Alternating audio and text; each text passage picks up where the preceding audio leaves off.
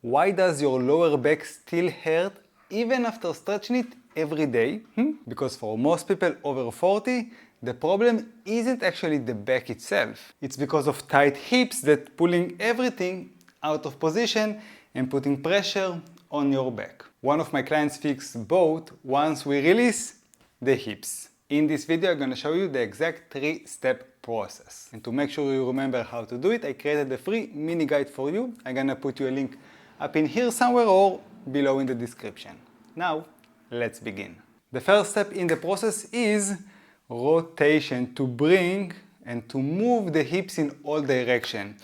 And this is important because most of us all day long we just sit and stand and sit and sit and sit and sit and stand and walk and basically the hips move in just one direction, forward and a little bit of bending, just one dimension.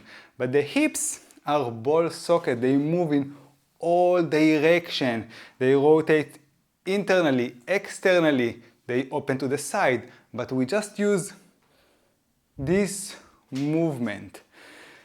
So over time the hips start to, stop using the tissues on the sides and the tissue that pulling the hip all the way in and extending the hip all the way backwards, and everything become tight and short. As a result, the hips get out of alignment, more pressure go to the lower back, pressure go down to the knees, because if the hips can rotate, then the knee we are forced to rotate more than they actually can. Then knee pain start to occur as well. So from tight hips, not only your back start to suffer, but your knees as well. So the first step is rotation. To do that, you're gonna need a wall, a chair, or a simple broomstick, okay? And then, come on, do it with me. Grab, maybe place your hands next to a wall. And then what you do, you stand on one leg. It's not about balancing. This is why we use the stick or the wall or a chair next to you. We just want to explore the entire range of motion of the hip. This will allow you to figure out and to see where are the limitations, and this way you will be able to fix them first. So what you do, you stand, you can hold another wall or just send the other arm to the side for a little bit more balancing. Then you're gonna cross your leg over the other one, okay? Then from here you're gonna lift the leg up, as high as you can.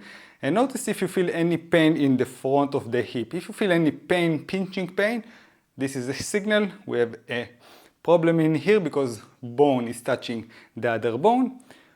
Lack of mobility, lack of range of motion happen in here. So it's first sign. Now once you can't move up anymore, you bring the knee to the center and lift up a little bit more. See if you can do that and make sure you are not doing that in order to bring the knee high. Okay, just bring it high, keep the body long. If you are doing that, that means lack of flexibility in the back side, more tension on your lower back. So this is one sign. Once you do that, you open to the side. Notice if you feel any pinch. If you feel, then this is a sign there is limited motion in the hip. So this is one. You open it and make sure you are not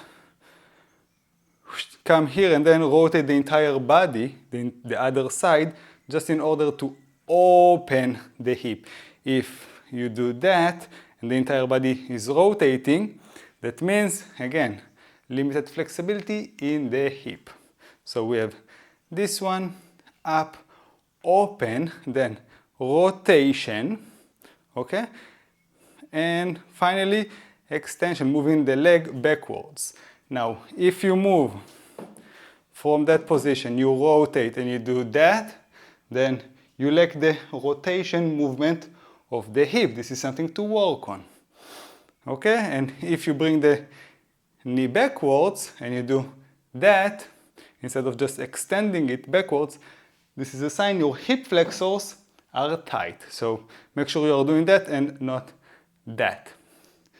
So this is what we do. First of all, move the hip in all directions. Let's do it from the top. Cross, lift, up, open, rotate inwards, move the leg back, and bring it in. Again, rotate, up, open, rotate inwards, backwards, and in. And we do that on both sides just to lubricate the hip joint, 3 to 5 cycles for each side. This is step 1. Step 2, in order to open and release the hips, is static stretching. So first of all, we lubricate the hip joint with rotational movement. Standing, we have more variation that we can do. We can do it on our back. We can do it easy variation, maybe seated, just rotating from side to side, although you are not exploring the entire range of motion this way, but this is a great way for beginners to start lubricating the hip joints. After we lubricate with rotational movement, we move to static stretching to open and extend more range of motion. Because, for example, we notice that the hip lack stretch, and flexibility on the back side. So if we bring the knee up and we are unable to keep the back straight, we need to stretch the outside. If we send the leg backwards and we notice that the hip flexors are tight, then we need to stretch the front side. Ideally, we need to stretch all of them to keep the hip healthy and moving in all directions. So now let's focus on the outside. This is where most people get tight. So we start and come into sitting position, feet down, heels down, lowering both knees into one direction. Now remember, I'm gonna demonstrate on one side, but we usually, all the time, do them on both sides to keep everything nice and balanced. But for sake of demonstration, you come into 90-90 position. That means your knee in 90 degree, the other knee in 90 degree, and you try to sit up tall. If you are unable to sit up tall and you need to sit to lean to the side in order to do that, that means you have lack of mobility in the hips, so you can bend your knees a little bit into this 45 degrees angle, and this will allow you to sit up tall more comfortably. So choose the variation that works for you. This is ideal because you're gonna feel even more stretch, and both hips are in rotational movement. One is to the inside and other one is to the outside. Then you get more movement in your hips. Then you sit up tall, hands down, tall, back, and then you lean forward a little bit until you feel the stretch in the outside of the hip. Let me just rotate myself in here. So you sit up tall and then you lean forward. You bring your chest up, send the tailbone backwards. So you're gonna feel a good stretch in the outside, the lower part, and the glute. And you hold that for a minute and 2, even better. You just hold, you breathe. And this allows the nervous system to relax and understand, well, this is good, this is safe, because once the nervous system can relax, then you will be able to gain more range of motion. So we hold the static stretching for 2 minutes, ideally. If you are short on time, then 1 minute. And this is step 2. We hold static stretch, and this is for the outside. If we want to stretch the hip flexors, for example, we're gonna hold a different stretch. For the hip flexors, advanced variation, or even more simple variation this way, and we're gonna stretch the hip flexors. So this is step 2. The third step of the process is to strengthen the new range that we just opened, because we stretched, we relaxed the nervous system, we got access to a little bit more range. But now we want to make sure it's gonna stick with us for the long term and not just to the small duration that we stretch it. This is where most people get it wrong.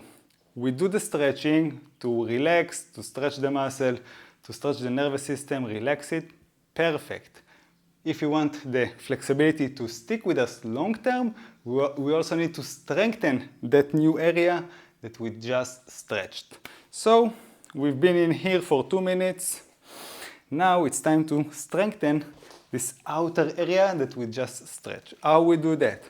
I sit up tall, then I'm gonna press my foot, my shin, my knee, my thigh down to the ground. Okay, so imagine this is the ground, this is my leg. I'm gonna start to put force down to press the ground down, but not all my strength in the same time. I'm gonna do 20% of my force, then 40, then 60, then 80, and then hold to 100%, and we do it for 30 seconds. So you sit up tall, you breathe in, and then you press the leg down. I'm putting a lot of force down to the ground. 20%, 40%, 60%, and start to feel the deep tissue inside. 80%, 100%.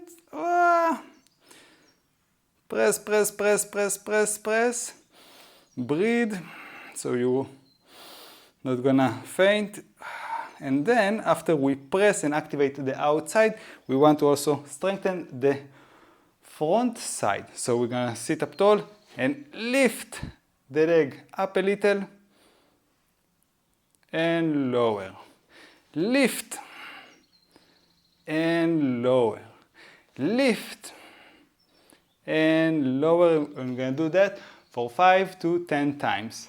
So this is step 3. We're gonna activate and strengthen this new range we just opened, so it will remain open for the long term. So this is the process that I use with my clients to open tight hips. First of all, rotation to lubricate the hip joint, so movement, dynamic movement. Second step is a static stretch for the area that we want to focus on.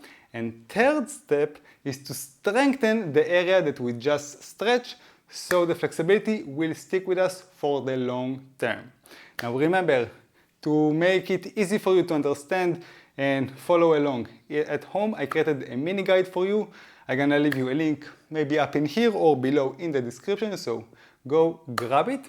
And of course, if you want a step-by-step process to work on all the areas in the hips, the hip flexors, the rotation, so you can open the hips and not be sit up in here or dealing with knee pain or back pain because of tight hips, I have the Happy Hips program.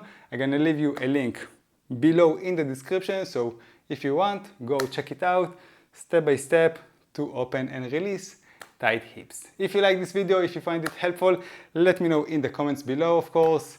Subscribe for more videos and have a wonderful day. Ciao, ciao!